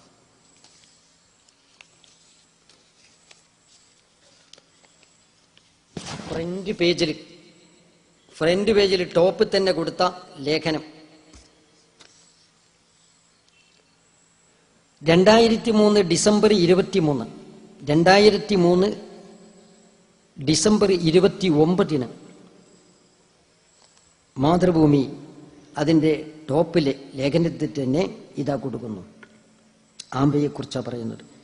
ന്യൂട്രിലൈറ്റ് എന്ന് പേരിട്ട പ്രത്യേക പോഷക വസ്തുക്കളുടെ വിതരണക്കാരായാണ് ആംവേ കമ്പനി അമേരിക്കയിൽ പ്രവർത്തനം തുടങ്ങിയത്. അലർജി, ആസ്തമ, വിഷാദം, ഹൃദയപ്രശ്നങ്ങൾ, ടോൺസിലൈറ്റിസ് തുടങ്ങി 20ഓളം രോഗങ്ങൾക്ക് ന്യൂട്രിലൈറ്റ് ഫലപ്രദമാണ് എന്ന് കമ്പനി അവകാശപ്പെട്ടിരുന്നു. എന്നാൽ ഇങ്ങനെ അവകാശപ്പെടുന്നത് ക്രിമിനൽ കുറ്റമാണെന്ന് കോടതി വിധിച്ചു. ഇതേ തുടർന്ന് അവകാശവാദങ്ങൾ അടങ്ങിയ ലഘുലേഖകളെല്ലാം കമ്പനിക്ക് പിൻവലിക്കേണ്ടി വന്നു. ന്യൂട്രിലൈറ്റിന്റെ വിൽപ്പന കുറയുമെന്ന ഭയത്തിൽ അതിന്റെ വിതരണക്കാർ അമേരിക്കൻ വേ അസോസിയേഷൻ അഥവാ ആംവേ എന്ന പേരിൽ പുതിയ കമ്പനി രൂപവൽക്കരിക്കുകയായിരുന്നു. സോപ്പ്, ഷാംപൂ, സൗന്ദര്യവർദ്ധക വസ്തുക്കൾ തുടങ്ങിയ ഉൽപ്പന്നങ്ങളുമായി പ്രവർത്തനം തുടങ്ങിയ ആംവേ ആരോഗ്യ പോഷക വസ്തുക്കളും വൻതോതിൽ വിതരണം ചെയ്തു വരുന്നുണ്ട്. ഇവിടെ ആംബയുടെ കാര്യമാണ് പറഞ്ഞത്. അത് പേരുമാറ്റാനുണ്ടായ സാഹചര്യങ്ങൾ, പിന്നെ തുടർന്ന് അതിൽ ആളുകൾ ചതിയിൽ കുടുങ്ങുന്ന രൂപത്തെക്കുറിച്ചൊക്കെ വിശദമായിട്ട് ഇതിൽ പറഞ്ഞിട്ടുണ്ട്. 2003 ഡിസംബർ 29 മാതൃഭൂമി എഴുതിയിട്ടുള്ള കാര്യമാണ് ഇപ്പോൾ പറയുന്നത്. ഇനി നമുക്ക് നോക്കാം ക്വാണ്ടം. ഇന്ത്യ രാജ്യത്ത് ആദ്യം വന്നത് ക്വാണ്ടമാണല്ലോ. ക്വാണ്ടത്തെ സംബന്ധിച്ച് എന്ത് പറയാനുണ്ട്? പത്രം 16/6/2001, ഇത് മാധ്യമമാണ് എഴുതിയത്. ക്വാണ്ടത്തിന്റെ പാളയത്തിൽ പടാൻ. ക്വാണ്ടത്തെ പറ്റി പല ആളുകളും എഴുതിയിട്ടുണ്ട്. അതിൽ ഒന്ന് മാത്രമേ ഇപ്പൊ സാമ്പിൾ വായിക്കാൻ സമയമില്ലല്ലോ. ചതിയിൽ വഞ്ചന പാടില്ല. പക്ഷേ ക്വാണ്ടം ഇന്റർനാഷണൽ എന്ന ഇന്ത്യൻ നെറ്റ്വർക്ക് മാർക്കറ്റിംഗ് കമ്പനി ചതിയും വഞ്ചനയും വാഗ്ദാന ലംഘനവുമെല്ലാം ഒരുമിച്ച് നടത്തുന്നു. തുടക്കത്തിൽ ഇതൊന്നും തിരിച്ചറിഞ്ഞു കഴിഞ്ഞിട്ടില്ലെങ്കിലും ക്വാണ്ടം എക്സിക്യൂട്ടീവ്, സിൽവർ, പേൾ തുടങ്ങിയ ഉയർന്ന ലെവലുകളിലെത്തിയ പലരും ഇക്കാര്യം തിരിച്ചറിഞ്ഞു കഴിഞ്ഞു. ഇവരിൽ പലരും രംഗം വിട്ട് ക്വാണ്ടം വിട്ട് മറ്റ് നെറ്റ്വർക്ക് കമ്പനികളിലേക്ക് ചേക്കേറിക്കൊണ്ടിരിക്കുകയാണ്. പ്രതിമാസം 2000-3000 രൂപ വരുമാനം വേണമെന്നുള്ളവർ സിൽവർ എക്സിക്യൂട്ടീവ് ആയി വളരുക. പ്രതിമാസം 5000-ൽ കൂടുതൽ വരുമാനം വേണ്ടവർ പേൾ എക്സിക്യൂട്ടീവായി ആവുക. 10,000-ലധികം വേണ്ടവർ എമറാൾഡും അതിലധികം വേണ്ടവർ ഗോൾഡും പ്ലാറ്റിനവുമെല്ലാമായി വളരുക. അന്തിമ ലക്ഷ്യം റോയൽ ഡയമണ്ടാണ്. അപ്പോൾ നിങ്ങളുടെ പ്രതിമാസ വരുമാനം ലക്ഷങ്ങളിലായിരിക്കും. അങ്ങനെ മധുരം പുരട്ടിയ ഇത്തരം അമ്പുകൾ തറച്ച് മോഹക്കടലിൽ വീണവർ മറ്റെല്ലാം മറന്ന് ആളെ ചേർക്കാൻ പുറപ്പെടുന്നു. 3 മാസത്തിനകം 100-ൽ പരം കണ്ണികളെ വലയിൽ കുടുക്കി പേൾ എക്സിക്യൂട്ടീവായി കഴിഞ്ഞ യുവാവിന് പക്ഷേ വരുമാനം വെറും 781 രൂപ. കമ്പനിയുടെ കമ്പ്യൂട്ടർ കമ്മീഷൻ സ്റ്റേറ്റ്മെന്റ് കിട്ടിയപ്പോഴാണ് യുവാവ് അമ്പരന്നത്. 5000-ലധികം രൂപ വരുമാനം വാഗ്ദാനം ചെയ്യപ്പെട്ട പേൾ എക്സിക്യൂട്ടീവിന്റെ ഗതിയാണിത്. സിൽവറുകാരൻ്റെതും എമറാൾഡുകാരൻ്റെതുമെല്ലാം അവസ്ഥ ഇതുതന്നെ. ഇങ്ങനെ തുടങ്ങി ക്വാണ്ടത്തിന്റെ ദൂഷ്യവശങ്ങളും ചതിയും അതിനൊക്കെ ഒരുപാട് ഇതിൽ പറഞ്ഞിട്ടുണ്ട്. കൂടുതൽ വായിക്കേണ്ടെന്ന് ആവശ്യമില്ല. അപ്പോൾ ഒന്നാമത് വന്നത് ക്വാണ്ടമാണ്. ഇനി കോണിബയോ, വളരെ പ്രചാരത്തിലായതും മനുഷ്യന് ക്യാൻസർ വരെ മാറ്റുന്നതിനുള്ള ഔഷധങ്ങളും ഉപകരണങ്ങൾ അല്ലേ? നേരത്തെ ഇവിടെ പറഞ്ഞതുപോലെ പല വിധത്തിലുള്ള ഉപകരണങ്ങൾ, പല രോഗങ്ങളും മാറ്റാനുള്ള പലവിധ ഉപകരണങ്ങളും വിൽപ്പന നടത്തിക്കൊണ്ടിരിക്കുന്ന കോണിബയോ സംബന്ധിച്ച് പത്രം എന്ത് പറഞ്ഞു? മാതൃഭൂമി തന്നെ എടുക്കാം. ഇതാ 2003 ഡിസംബർ 28, 2003 ഡിസംബർ 28 മാതൃഭൂമി. അതിലെന്ത് പറയുന്നു? എന്താ പറഞ്ഞെന്ന് പറഞ്ഞാൽ, നമ്മൾ ഇസ്ലാമികമായി അതിൽ കുറവുണ്ടോ ഇല്ലേ എന്ന് പറയുന്നതിന് മുമ്പ് ഭൗതിക വീക്ഷണത്തിൽ ഇത് സംബന്ധമായി ആധികാരികമായി പഠിച്ചിട്ടുള്ള ആളുകൾ പറയുന്നത് കൂടി നമ്മൾ ശ്രദ്ധിക്കുന്നത് നല്ലതാണ്. അതുകൊണ്ടാണ് ഇത് വായിക്കുന്നത്.